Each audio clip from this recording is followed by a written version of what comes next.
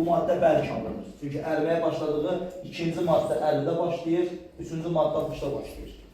30-cu zamanda birinci və ikinci maddələr qaynama başlayır. 30 dərəcədə birinci maddə qaynamağa başlayır və ikinci maddə də 30 dərəcədə birinci maddə, birinci xəttdir, ikinci sabit xəttdir, birinci qrafik sabit xəttdir.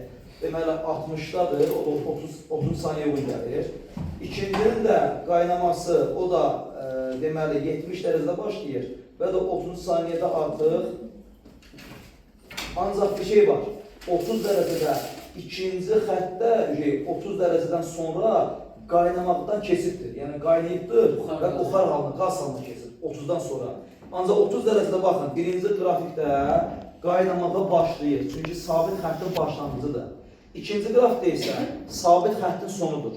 Deyərdik ki, qaynayıbdır, yəni artıq qaz halındadır. İkinci xəttdə ola bilərdi. İkinci xəttdə isə artıq qaz halından qaynayıb bitibdir. Qaynayıb bitəndən sonra qaz halına keçibdir. Başlamır, artıq prosesin axırıdır. Çünki sabit xəttdən yuxarı qalxanda o qaynama sayılmır. Artıq onun qaz fazasıdır. Qaynama xətti olmalıdır, sabit. Ümumiyyətlə, ərimə qaynama xətti sabit olur, artmır. Artan qiymət varsa da o qaynama getmir, nə də ərimə getmir. Və temperatur artar. 50 dərəcədə 3-cü maddənin moleküllər arası məsafəsi ən kiçikdir. 50 dərəcə hara düşür? 50 dərəcədə 3-cü maddə. 50 dərəcədə 3-cü maddə nə haldadır? Bərk halda. Maddənin bərk halında moleküllər məsafəsi nə olurdu? Ən yaxın. 50 dərəcədə 3-cü maddənin molekül məsafəsi ən kiçikdir. 3-cü maddənin özünə görə deyilsə də 50 dərəcədə, 50 dərəcədə bəli 3-cü maddənin deməli məsafəsi ən yaxın olacaq. Çünki bərk haldadır.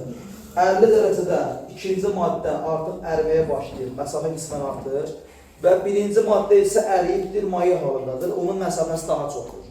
Məsafəsi ən az olan 3-cüdür. Burada bir yanlışlıq var. Yəni buradan doğrunu istəyir. Ancaq əksər variantlarda doğrular axır. A variantında 3-cü maddə əriməyə başladığı temperaturda birinci maddə qaynayır. A variantında 3-cü maddə nə zaman əriyir? 60 dərəcədə. 60 dərəcədə əriməyə başlayanda birinci maddə qaynamağa başlayır. Çünki birinci maddənin qaynama temperaturu 60-dır. Ancaq 3-cü maddənin əriməsi 60-dır. Birinci xəttdir. Doğrudur. A doğrudur. 45 dərəcədə iki maddənin aqreqat halı idir. 45 dərəcədə bəli, ən azından iki maddənin 45 dərəcədə bəli, üçüncüdə ikinci xəttin aqreqat halı bərkdir, birinci xətt mayedir. Doğrudur. 30-cu zamanda birinci və ikinci maddələr qaynamağa başlayır. 30-cu dəqiqədə birinci maddə qaynamağa başlayır, ikinci maddə də 30-cu dərəcədə 30-cu zamanda. Bəli, birinci və ikinci maddə yox. Birinci və 30-cu zamanda birinci və üçüncü maddələr qaynamağa başlayır. Xeyr. 30-cu zamanda birinci maddə qaynamağa başlayır. Ancaq ikinci maddə əriyibdir, elə qaynamayıbdır. Baxın, 30-cu zamanda baxın kəskinliyə. Daha doğrusu 30-cu zamanda deyil. 30-cu zamanda birinci maddə qaynamağa başlayır, ikinci maddə artıq qaynayıb bitir. Bitmə nöqtəsi, baxın, bitmə nöqtəsidir. İkinci xəttin bitmə nöqtəsidir. O yanlışdır. Birinci maddə qaynamağa başlayır, ikinci maddə isə qaynayıb bitir. Yəni, bitən zaman hala keçir, qaz halına. C variantı əslində yanlışdır, burada doğrunu sorucu. Ancaq burada əksər variantların qalan doğrudur. 50 dərəcədə 3-cü maddə... Bəlkə doğru sözün yanlış kimi yazılır. Nəsə olur səncə? 50 dərəcədə 3-cü maddənin molekül arası məsafəsi eşitlər. 50 dərəcədə 3-cü maddənin məsafəsi ən kiçikdir də 50 dərəcədə. Bəli, 50 dərəcədə 3-cü maddə bərk alır. Çünki niyə? Hələ ərimiyibdir. Birinci xəttə gəlib çıxmayıbdır. Ona görə də bərk halda olacaq. Bərk halda olan zaman nə olur? Böyük olmaz. Məsafə. Molekul arası məsafə. Sıx olur da, nizamlı. Bərk halda daha yaxın nizamlı və sıx olur. Sıxlığı böyük olur. Cavab C variantıdır. Ancaq da doğru yox, yanlış götürülməlidir. Sonra nisbət ümumiyyətdən 1-in 2.5 olan, baxın, 1 mol hansı maddədir? C4H10'dur, 1 mol. Və 2.5 mol C2H4. 2.5 mol C2H4. Nədir çoxdur? Qarışığın tərkibində cəmi hidrogen sayısı 4 ədəddir. Nisbətləri götürün məhsullarla. 1 K-nın, yəni K-nın 2.5 K-ya. 3K. Bunun 1 K-sında neçə hidrogen var? 1 tamında 10. Onda K qədər molunda qabaqdakı molu hidrogen ayağına 10 K. Bunun 1 molunda 2.4-dür. 2.5 K-sında 2.5 4-ə vurur. Bu da 10 K. Bunların cəmi deyil 4-dür. Yəni hidrogenlərin cəmi 40 K 20'dir. 20 K bərabərdir. 4 K da bərabərdir 2. Bu 2-dirsə də 2.5 2-yə vuranda 5. 2 mol C4H10-dur. Üstə gələk 5 molda C2H4. İndi baxın. Qarışıqda neçə neytron var? Hidrogen neytronu yoxdur. Bir karbonda 6 neytron var. Burada karbon sənə qədərdir? 2 bıraq 4. Əmsal indeks alır. 8 dənə karbon, 5 dəfə 2, 10 dənə karbon. Bir karbonda 6 neytron var. 8 dəfə 6 burada, 10 bıraq 6 burada. 48, 60.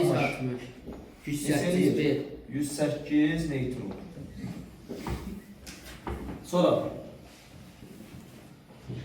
növbəti 2 H3O hidroksiyon iyonu müsbət və C2H2 C2H2 deyir, bu iki maddədə qarışığında neytronların sayı protonların sayından 12 bayt azdır. Qarışıqda olan molekullarda cəmi 20 atom var. Sistem təmlik. Deməli, bu maddə X moldur, bu da Y moldur. Birinci şərtimiz nədir? Deyir ki, protonların sayından neytronların sayı 12 bayt çoxdur. Yəni neytron sayı proton sayından 12 bayt azdır. Gəlin hesablayalım. Buradakı proton neytron sayı tapa birinci. Neytron sayı bir oksigende 8 neytron var. Hidrogen neytron yoxdur. Bir oksigende 8 neytron var. Maddenin bir tamında bir oksigen varsa 8 neytron. X molekülü 8X. Bunun bir molunda hidrogen neytronu yoxdur. Bir karbonda 6 neytron, 2 karbonda 12, Y molunda 12 Y. Bu ikisinin cəmi eləyən neytronların sayı, protonların sayı.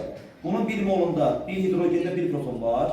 3'də 3, bir oksigende 8, 11. X molunda 11X. Bunun bir molunda deməli 2 karbonda 12, 2 hidrogende 2, 14. Y molunda 14 Y. Bir protonların cəmi neytronların cəmindən 12 bayt çoxdur. Yəni protonların cəmindən 11X üstə gələk 14 Y. Çıxılsın neytronların cəmi 8X üstə gələk 12Y. Bərabərdir neçəyə? 12-yə. Proton neytrondan 12 bayt çoxdur. Və cəmi tərkibindəki atomların sayısı N atom sayısı. Gəlin hesablayaq. Bunun bir molunda 4, bir 3 bir oksigen 4 dənə. X molunda 4X. Bunun bir molunda 2 karbon, 2 hidrogen 4, Y molunda 4Y. Və atomların cəmi 20-dir. 4X üstə gələk 4Y bərabər 20. Sistem təmin işləyir. Tərəf-tərəfə çıxın buradan. Neçə eləyir? 11, 8, 3X, 14, 12 çıxanda 2Y bərabər 12-yə. 4X ödərək 4Y bərabərdir 20-yə. Bunu 2-yə vursaq, 2-yə vursaq bunu, 2, 2, bunu da 2-yə vursaq. Tərəf-tərəfə çıxır. Deməli buradan 6, 4, 2X, 4 getdi, 4 getdi, 24 çıxaq 20. Bərabərdir 4, X də bərabərdir 2. X2 olanda 4 20'dir. Onda X plus Y 5 lira. X plus Y bərabərdir 5 lira. Həmən böylədir. X 2-dirsə də Y bərabərdir 3. X 2, Y 3. Molekullara say nisbəti. X'imiz 2 moldur. 2 mol hidroksiyondur. Y2'miz də 3 moldur. 2'nin 3'ə nisbəti. A variantı. Sonra bax, nə göstərir? Qum. Qumun tərkibi nədir uşaqlar? Silisium O2. Qum. Üçüncü kartda kalsiyum karbonat.